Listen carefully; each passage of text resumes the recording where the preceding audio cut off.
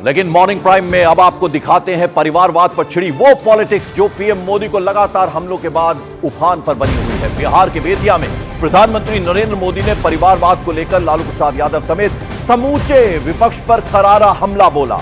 साथ ही साथ परिवारवाद को देश के लिए सबसे बड़ा खतरा बताया। प्रधानमंत्री ने बिना नाम लिए लालू यादव और उनके परिवार पर बिहार में जंगल राज लाने का आरोप लगाया। साथ ही कहा कि जंगल राज लाने वालों ने सिर्फ अपने परिवार की चिंता की है। बिहार में जंगल राज लाने वाला परिवार बिहार के युवाओं का सबसे बड़ा गुनहगार है।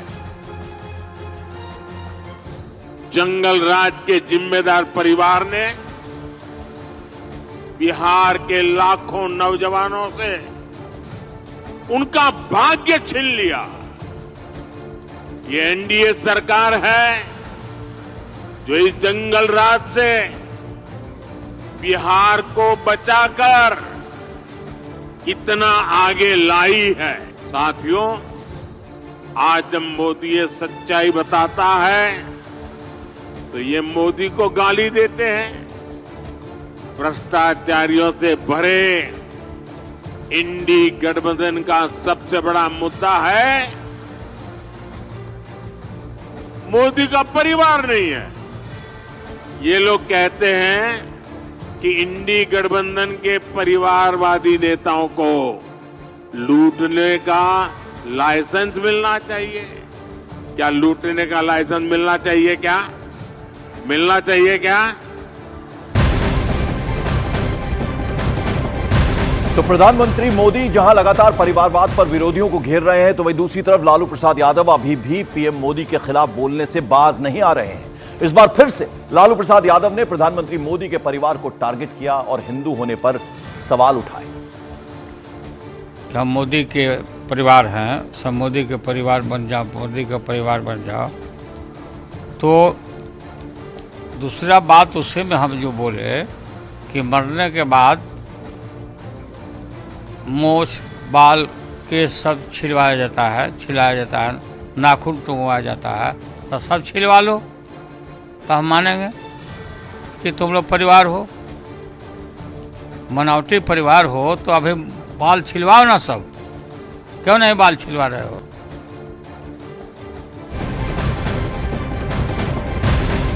और वैसे भी सियासत में अगर लालू प्रसाद यादव की बात करें तो उन्हें बड़बोला कहा जाता है। वो कभी भी कुछ भी बोल देते हैं और यही वजह है कि प्रधानमंत्री पर दिए गए बयान पर बीजेपी अब हमलावर हो गई है। केंद्रीय मंत्री गिरिराज सिंह ने कहा कि जहां जहां परिवारवाद है वही लोग पीएम का विरोध कर रहे हैं।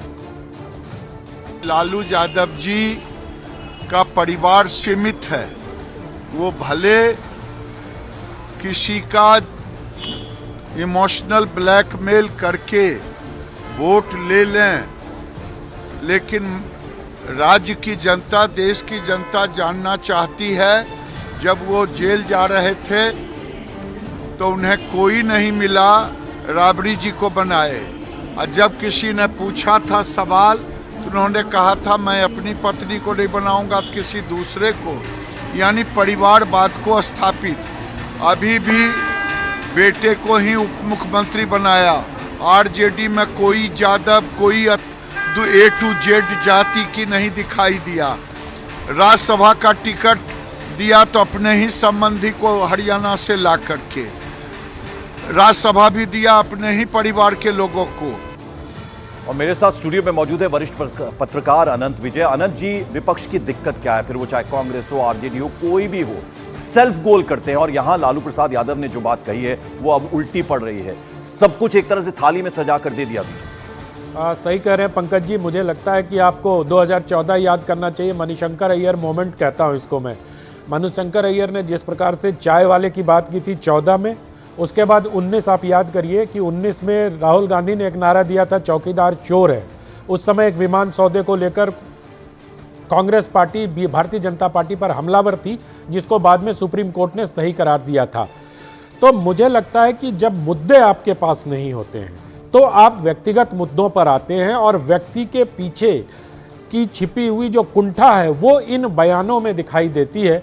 अगर आप देखिए जिस प्रकार से लालू यादव, और विडंबना देखिए लोकतंत्र में कि लालू यादव जी चारा घोटाले में अदालत से कन्विक्टेड हैं, वो अपराधी सिद्ध हैं, बावजूद ये स्वास्थ्य कारणों से बाहर हैं लेकिन खुलेआम राजनीति कर रहे हैं। मुझे समझ में नहीं आता कि ये कैसा लोकतंत्र है, ये कैसी न्याय व्यवस्था है कि एक अपराधी खुलेआम राजनीति कर रहा है और उसके बारे में कोई निर्णय नहीं लिया जा रहा। ठीक है, वो बीमार हैं, उनका ध्यान रखा जाना चाहिए, लेकिन जिस प्रकार से पूरे विपक्ष की ओर से मुद्दों के अभाव में प्रधानमंत्री पर व्यक्तिगत हमले हो रहे हैं और उसका भी कोई आधार नहीं है, इस प्रकार का व्यक्तिगत हमला जिस आधारहीन हमला है और वो हमेशा विपक्ष को उल्टा पड़ता रहा।